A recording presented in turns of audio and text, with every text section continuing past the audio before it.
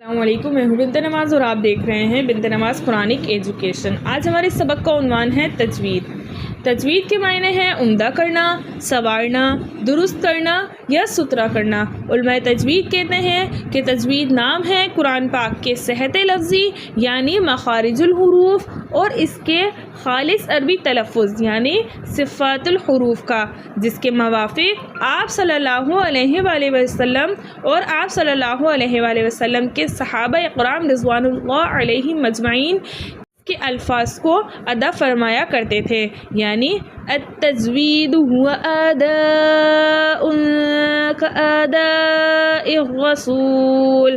آپ صلی اللہ علیہ وآلہ وسلم کے ادا کردہ طریقے پر ادا کرنے کا نام تجوید ہے، یعنی آپ صلی اللہ علیہ وآلہ وسلم نے قرآن پاک کو جس حسن، جس زینت اور جس تلفظ کے ساتھ ادا کیا، اس طرح قرآن پاک کو پڑھنے کا نام تجوید ہے۔ اللہ تعالیٰ نے قرآن پاک کو فصیح عربی زبان اور خالص عربی تلفظ کے ساتھ نازل فرمایا، جو حضرت محمد صلی اللہ علیہ وآلہ وسلم اور صحابہ اکرام رضوان اللہ علیہم اجمعین کا تھا۔ قراء کی اصطلاح میں تجوید کہتے ہیں کہ حروف ہجا کے 29 حروفوں میں سے ہر حرف کو اس کے اپنے اصلی مخرج سے نکالنا اور اس کے صفات لازمہ اور عارضہ کو بغیر کسی کمی پیشی کے بلا تکلف ادا کرنے کا نام تجوید ہے۔ اللہ تعالیٰ نے قرآن پاک میں سورہ یوسف کی آیت نمبر 2 میں ارشاد فرمایا، اِنَّا أَنزَلْنَاهُ قُرْآنًا عَرَبِيًّا۔ ترجمہ: بے شک ہم نے اس قرآن پاک کو عربی زبان میں نازل فرمایا۔ تجوید کے خلاف قرآن مجید پڑھنا یا لفظ میں غلطی کرنا یا بے قاعدہ پڑھنا لحن کہلاتا ہے، اور عربی میں لحن غلطی کو کہتے ہیں۔ لحن کی 2 اقسام ہیں، لحن جلی اور لحن خفی۔ لحن جلی کے معنی ہیں کھلم کھلا، صاف اور واسع غلطی جس سے معنی میں تبدیلی آ جائے یا حرف یا لفظ بدل جائے۔ لحن جلی کا کیا حکم ہے؟ لحن جلی حرام ہے کیونکہ بسا اوقات لحن جلی سے معنی تبدیل ہو کر نماز بھی فاسد ہو جاتی ہے۔ لحن جلی کی اقسام: لحن جلی کی مندرجہ ذیل 5 اقسام ہیں۔ نمبر 1، حرف کی جگہ دوسرا حرف پڑھ دینا، جیسے ہا کی جگہ ہا پڑھ دینا، قو کی جگہ تا پڑھ دینا، ذال کی جگہ زا پڑھ دینا۔ نمبر 2، بغیر کھینچ کر پڑھے جانے والے حرف کو کھینچ کر پڑھ دینا اور کھینچ کر پڑھے جانے والے حرف کو بغیر کھینچے پڑھ دینا، جیسے ایاکا، اس کی جگہ ایاکا پڑھ دینا، یا پھر لم یولد سے لم یولد وغیرہ۔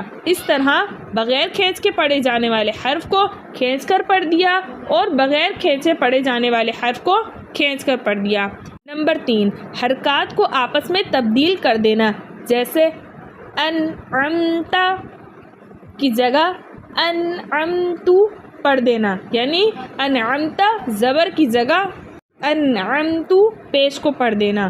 مشدد نمبر 4، مشدد کی جگہ غیر مشدد پڑھ دینا اور غیر مشدد کی جگہ مشدد پڑھ دینا، جیسے یدعو کی جگہ یدعو پڑھ دینا، یا پھر مرج البحرین کی جگہ مرج البحرین وغیرہ پڑھ دینا۔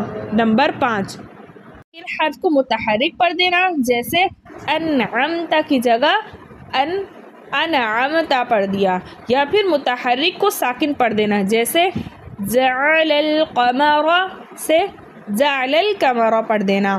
لحن جلی میں لفظ غلط ہونے کے ساتھ ساتھ اکثر جگہ معنی بھی بالکل تبدیل ہو جاتا ہے، چنانچہ قلب جیسے نقطوں والے قاف کے ساتھ قلب کے معنی ہیں دل، اور ڈنڈے والے کاف کے ساتھ قلب کے معنی ہیں کتا۔ تو اب یہاں لفظ کے ساتھ ساتھ معنی اور مفہوم بالکل ہی تبدیل ہو گیا۔ لحن خفی ایسی ہلکی پھلکی یا پوشیدہ غلطی کو کہتے ہیں جس سے حرف یا لفظ تو تبدیل نہیں ہوتا مگر اس حرف یا لفظ کا حسن و زینت متاثر ہو جاتا ہے۔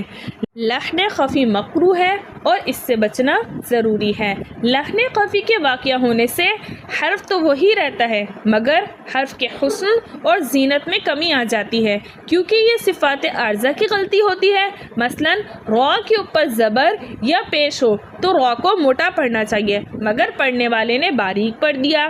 اسی طرح لفظ اللہ اور اللہم کے لام سے پہلے اگر زبر یا پیش ہو تو اسے موٹا پڑھنا چاہیے لیکن پڑھنے والے نے باریک پڑھ دیا۔ اسی طرح الذی کے لام کو موٹا پڑھ دیا جبکہ باریک پڑھنا تھا۔ اس قسم کی غلطی کو لحن خفی کہتے ہیں۔